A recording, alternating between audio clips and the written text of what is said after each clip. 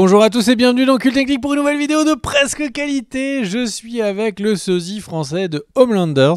Vous allez voir qu'il a prévu un petit cosplay qu'on va faire apparaître à l'image dans quelques instants. Mais avant, eh bien, voilà, il est là, le Homelander français. Je suis très content de faire cette vidéo avec lui, car tu es là pour nous parler de ce début de saison de The Boys. Qu'est-ce que tu en as pensé? Et bravo pour le cosplay. Ouais, merci. Et à la différence de Homelander, moi, mon pouvoir est tout autre, c'est déstabiliser mes ennemis avec des blagues nulles. Cette Et avec saison rythme. 4, moi, m'embête un petit peu. Elle m'embête un petit peu, je vais être honnête. C'est l'opposé de The Acolyte. C'est-à-dire que The Acolyte, globalement, ce que j'en pense, c'est une série qui ne m'intéresse pas et ne me propose pas grand-chose, et notamment pas de rebondissements, etc. The Boys, c'est tout l'inverse. Il y a énormément de rebondissements, il se passe énormément de choses. Un épisode d'1 heure, on sait qu'on va pas du tout s'ennuyer. Là, le problème est tout autre, c'est le contenu. Il y a, je trouve, dans The Boys, saison 4, une faiblesse scénaristique, il y a des incohérences, il y a des facilités surtout, plus que des incohérences, il y a des facilités scénaristiques qui m'embêtent beaucoup, il y a le sentiment que la série devient un peu la parodie d'elle-même. On est très souvent dans cette saison 4 confronté à ce que The Boys doit être et pas ce qu'elle était au début. On avait une série qui au début était subversive, qui était trash, qui nous surprenait. On avait des choses qu'on n'attendait pas. A-Train qui détruit la compagne de Huey dans le premier épisode, on est sidéré. Là, on est vraiment dans la routine The Boys. On a un faux discours cynique, un peu facile, qui aurait pu être mieux travaillé, opposant les groupies d'Homelander aux groupies de Stella, etc., etc.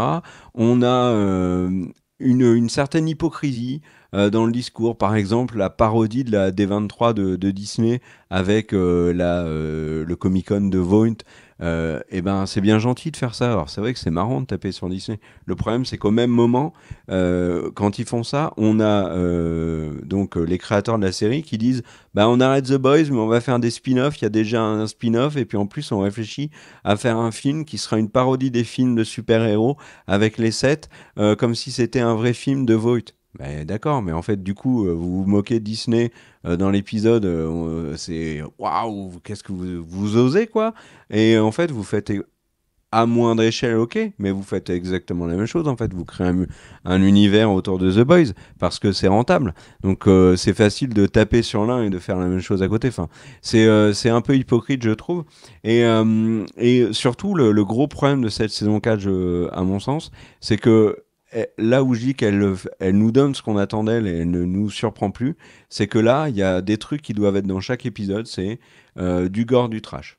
Donc, on va avoir plein de scènes un peu limites, comme dans le dernier épisode qui est sorti au moment où on enregistre cette vidéo, donc c'est celui avec le Spider-Man SM.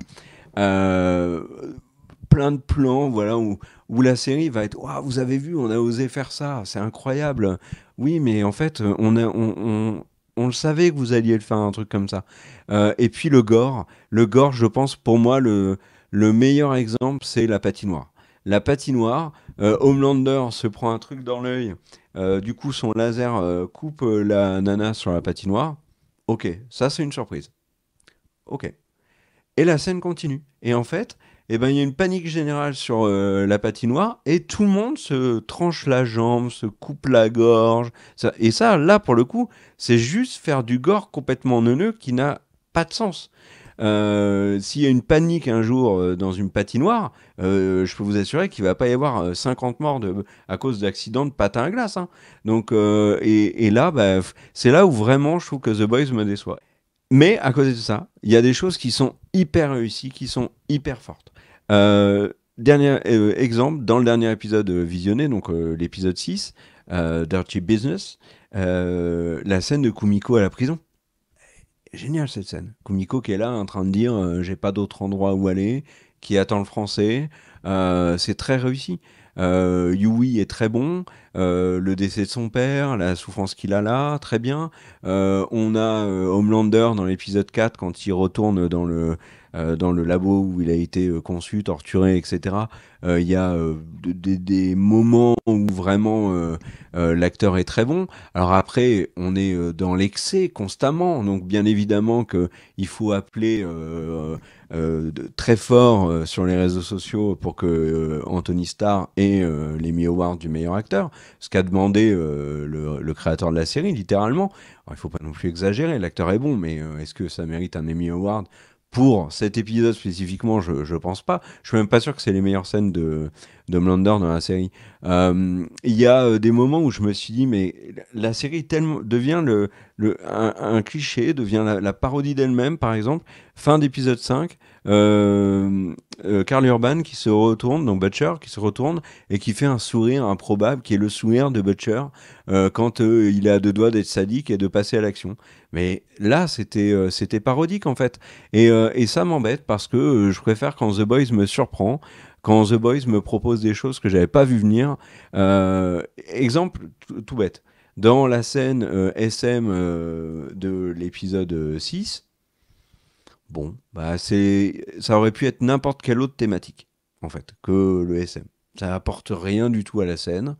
Ils sont là avec tel que Paladin. Bon, ça aurait pu être autre chose. Saison précédente, on a l'Hérogasme, hyper attendu par les fans parce que c'est un moment dans les comics qui est marquant.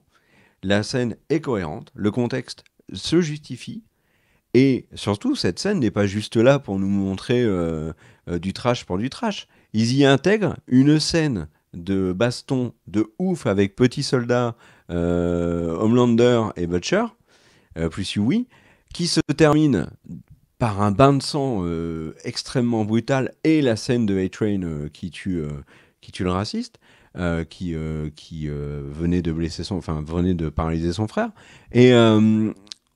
Et en fait, bah, l'épisode, il est dingue. Là, concrètement, l'épisode précédent, il a pas ça. Et ça, c'est que, enfin, tu vois, c'est un exemple, Greg, de trucs qui font que cette saison 4, elle est moins bonne que les précédentes. Tout en gardant, je trouve, des moments où elle est vraiment très réussie. Et puis, on en avait parlé en off, mais Firecracker qui fait une émission devant les locaux de Stella pour allumer Stella, etc. Moi, j'aime bien quand c'est réaliste, mais il y a donc les membres des 7 qui sont là.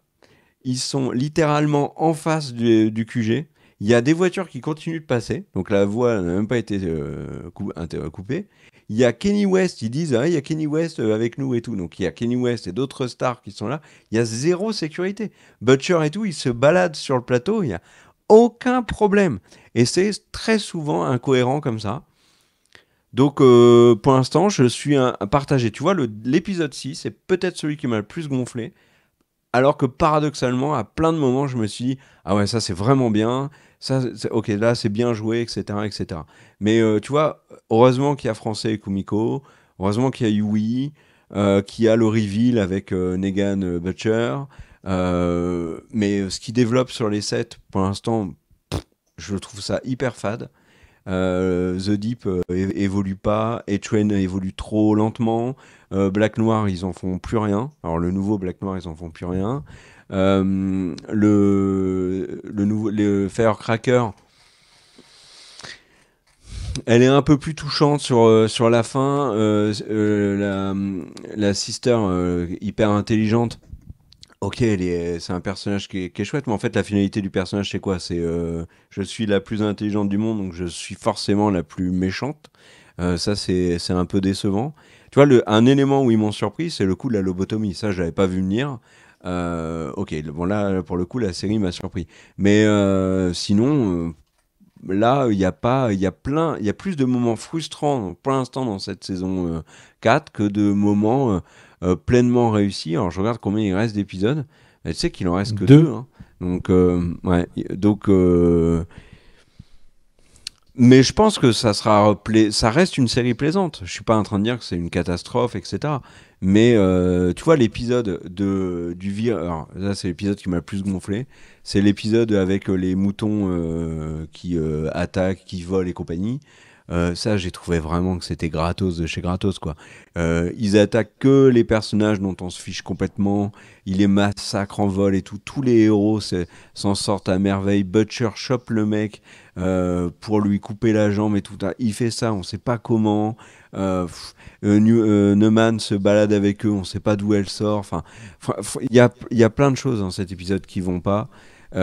Où c'est vraiment du gore, du trash et c'est gratos et c'est ce que vous voulez de The Boys. Prenez votre ration hebdo et taisez-vous. Bah non, en fait, j'aimerais que ce soit un peu plus intelligent que ça. Voilà. Donc je suis mitigé.